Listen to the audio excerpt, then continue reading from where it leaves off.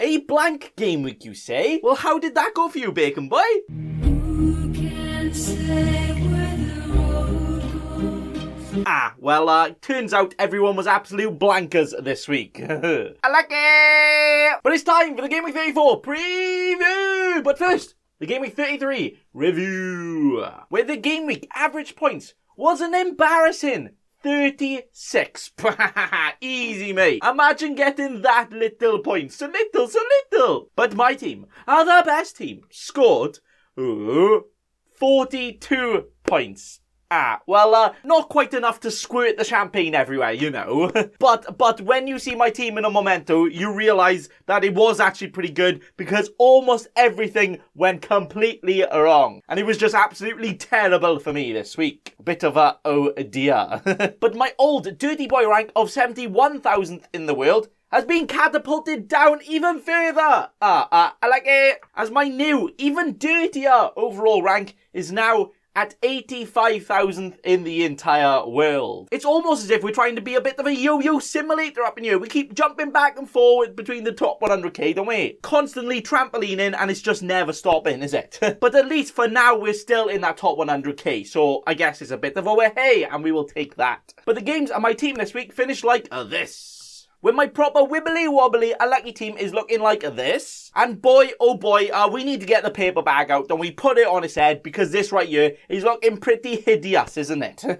Where every single one of my defenders didn't keep a clean sheet. With Cody conceding 4 to Brexit Burnley. Matty target my transfer in for this week, targeting towards being an absolute waste man after conceding 2 to West Brom. Marcos Alonso taking the blanking week a bit too seriously and blanking completely as he didn't even play. And then Sir Trent finally blanking after all the points he's been getting recently, conceding in the 97th minute to bloody Newcastle right at the end. Like, are you actually mad? Yeah, turns out I am. And then the midfield, Bruno definitely being a Bruno with no points this week. Diogo Jota, whose Jota scored one of the 300 chances he got this week. But then no, he didn't. And he also got subbed off before 60th minute. Oh dear. Lingardinho finally blanked for the first time in 9 games that he's played. Wait, hang on. He didn't blank for that long. And he finally blanks when I have him, typical. And then Smith Rowe, at least he did actually play, but he must have been playing Candy Crush or something instead here because he didn't get me any FPL points. What's up with that, lad? Come on. And then the Jamie Vardy, the party man, being a bit of a party pooper more like, not only getting no points, but missing all of the chances Sir Iheanacho was serving him on a plate. But thankfully, I did have a whopping 2 players that did actually return me points, you know. With a Mendy in goals getting that clean sheet, but then also getting a yellow card, so you know, it's too good to be true, because points were absolutely illegal this week, like, what was happening? But then, we did also have the absolute geese himself, the one and only Sir Iheanacho, hey! Well, what an absolute lad he is, right? I'm actually naming my first child Kelechi. It's not even a joke. He's having my babies. And he can do what he wants to me, as he got all of the points this week for my captain. As he not only got the assist for the first goal, but also scored an absolute worldie, a top corner screamer, when my reaction to that goal was this. Go on, Iheanacho. Go on, son. Ah! Oh, what a goal! Iheanacho! Yes! Oh!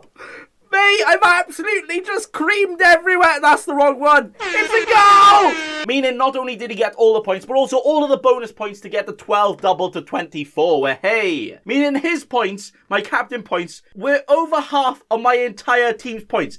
Add every single other player's points together, and it doesn't even reach what Iheanacho got for me. That's how much of a lad he was for me this week.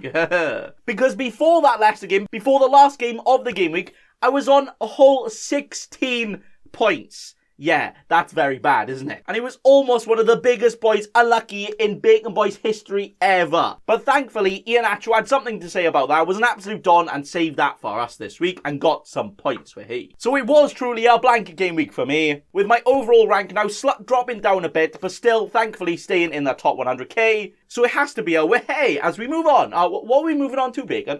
We're actually gonna move on to the Gameweek 34 preview. And this is how the team is currently looking. A little bit sexier than last week, I must say myself, as we do have the blankers back in the Sonny, the Kaney, and the Diazzi in here. But this is who I am going to be starting this week. Where obviously a Mendy is here, unless he gets dropped for Kepa again. Now, can you imagine? Can that not happen, please? Thank you. We have the defense of Sir Trent, a Diaz, and an Alonso. But also, I kind of don't mind too much if Alonso misses out, as we do have a Connor Cody against West Brom as backup. Or maybe even a Matt Target if that tickles my pickle a little bit more. We'll have to see. But I was actually going to start Cody this week until I saw how absolute wibbly wobbly they were, conceding 4 goals to Brexit Burnley, so definitely a bench for him this week, I reckon. And then in the midfield, we have a Bruno, a Go On My Son, a Dio, goal Jota, that's if he can actually shoot again, and then best ever player, Lingardinho. Bruno will be against my Trent, attacker versus defender, but I'm not selling or benching a penalty taker in the Bruno, who also still has the most points out of anyone, and then Trent could easily concede like 3 or 4 goals and still get all of the points with all the attacking potential as well. Anyway.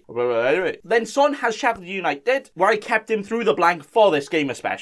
Jota is still an amazing goal scorer. It just didn't quite happen for him last week. But then I also wouldn't be surprised if he got benched this week, but I definitely want to keep him long term. And then Lingardinho is just the best player in the entire world, so he has to be in here. And then the attack is a Sir Harold Kane. What's that? Is that Captain Kane, you say? Maybe. And then a Jamie Vardy, hopefully gonna have another party soon, because he's proper party pooper right now. And then the absolute boy, Iheanacho. What a guy he has been there to finish the team. So that is how we are looking for this week.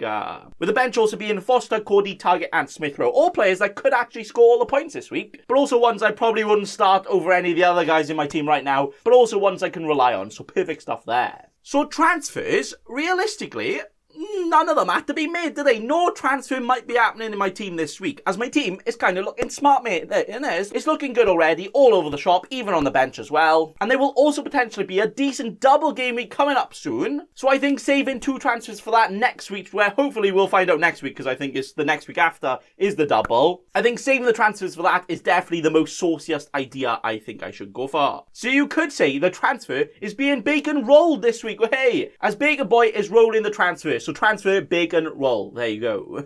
So this is the team set up, ready to go. Probably no change is going to happen. So now let's give our never ever fail before predictions of all the games happening this week. And then finishing off with my Captain Dino thoughts on who I will be captaining this week. So the first game this week sees Southampton play Leicester, where hopefully we can see another 9-0 spike in here by the Leicester against the Southampton, as we do have the Iheanacho is on absolute fire right now, and we also do have a Jamie Vardy who probably couldn't even like the matchup right now. He's definitely not on fire. But 3-1 to the Leicester of the Cities is what I'm going for in this game here. Crystal Palace, Man City. The game that Sir John Stones got that brace in the double to get all of the points early on in the season, but he will actually be suspended for this game. Oh no. So what is going to happen here? But with Man City probably very much concentrating on the Champions League this week, and the fact that they are also pretty much champions of this league, I reckon we could actually see quite a closer game against the Man City B team and the Palace here. So I'm actually only going to go for a 2-0 win to the City here. Brighton Leeds. The best mid-table clash of the entire season. The 2 spine-tingler teams that, are not quite there, but they're there, but it's still very exciting. But I do think this will be a very, very good game. But one, I don't actually have any players in, oh dear. But a 1-1 is what I'm going to go for here.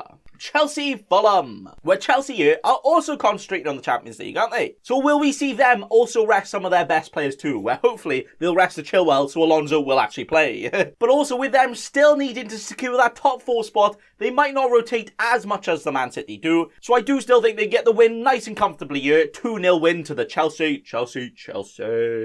Oh, I thought I wasn't recording on the camera for a second. I was like, oh dear, oh no, I'd cry. Everton, Aston Villa, where Everton are actually still within a fight for a place for Europe. But yeah, it's not going to be Champions League, is it? Europa League for you, I like it. So will they be the champions of this game, or will the villains have something to say about that? But with a benchmark Target being the only fella for me in this game, I actually don't care, fair play. But a 1-1 is what I'm going to go for there. Basically, I can't talk. There you go. Newcastle, Arsenal. With Arsenal also concentrating on Europe, but the B-Tech one in the Europa League. But with their league place literally being completely irrelevant to Europe for next year, the only thing they got is to go full balls out for their Europa League, so this game is definitely one on the side for them. So I really wouldn't be surprised if Newcastle do get something here. As you know, attacking-wise, they're actually looking quite a bit of a threat right now and also need to secure their place in the Prem for next season. So I am actually going to go for a 2-1 win to the tune. Yes, a Newcastle win. I just said that. I don't regret it. And that is how I think it will go. Man United, Liverpool.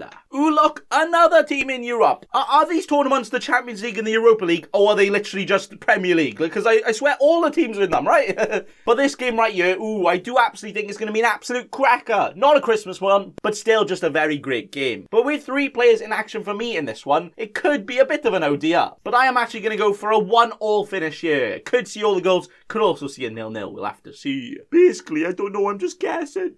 Spursy, Sheffield United, where we have the youngest Premier League manager ever here in Ryan Mason currently taking over the Spursy, as he is taking on one of the worst Premier League teams we have ever seen in the league, ever. But they also did beat Brighton last week, so are they now going to become an amazing team? Let's hope not. As I do think Spursy can really turn it on here, because, you know, they didn't really get any chance to do that against the Man City in the cup final, did they? But here, I do think that could be different. So 3-1 to the Spursy is what I'm going for. West Brom vs the Wolves. The battle of the W's, but who will get the dub here? But with Wolves' motivation pretty much out the window, there's no beach in Wolverhampton, but they might as well make one because they're an absolute beach team right now. And also Big Sam is just the best manager in the entire world, isn't he? So I do think it will be West Brom getting the win here. 2-1 it will finish. But to finally finish it all off, it will be Brexit Burnley versus the Moisey men in Burnley versus West Ham. Where Burnley were actually kind of pretty good in the last game, weren't they? Like, whoa, damn, son. But they haven't quite played against the best player in the world recently in Lingardinho, so he'll have something to say about that. So right here, I am actually going to go for a 3-2 win to West Ham. Ooh, a proper high-scoring one to finish off the week, yeah. But that is it for my preview predictions of all the games, but now, finally, onto the captaincy thoughts. We're no messing about. The guy that will be my captain is going to be the Sir Harold Kane, where hey, he might not be fully fit, right? But he is playing at home, playing against a Sheffield United team that only just kept their 3rd clean sheet this season in their last game week. Like, are you mad? 3 in the entire season? Okay. So if we have a team constantly conceding and conceding all of the big chances, give them to a player like a Harold Kane and he can get all of the goals and all of the points for you. But the fact I also kept him through the blank also kind of makes me want to captain him even more, because I'm like, haha, you sold him, now I get all of his points to myself, hey. But then also, if we look at my team, the only other player I probably would captain would actually be an Iheanacho right now, and even though he's an absolute boy, I still think it's got to be on Kane this week. So Kane is my captain, and he is the one to take the armband. Wee. This one right here, go on Harold, you go take it, thanks lad. But that is it for the Gameweek 34 preview. That's all. Well, I am actually very excited with this one, you know, trying to get back onto Green Arrow ways, as we try and absolutely smash it this week and get all of the points, as we try and keep on climbing to get the best ever rank that we can this season. I think I'm going to finally say, I'm not too sure I can finish first in the world, but I did finish 24,000th in the world last year out, so I think that is my new target for the end of the season. Can we do it? Let's hope so. But that is it for today. So thanks for watching, and remember... Don't be a cheeky scrub. Subscribe to Nathan Bacon right now.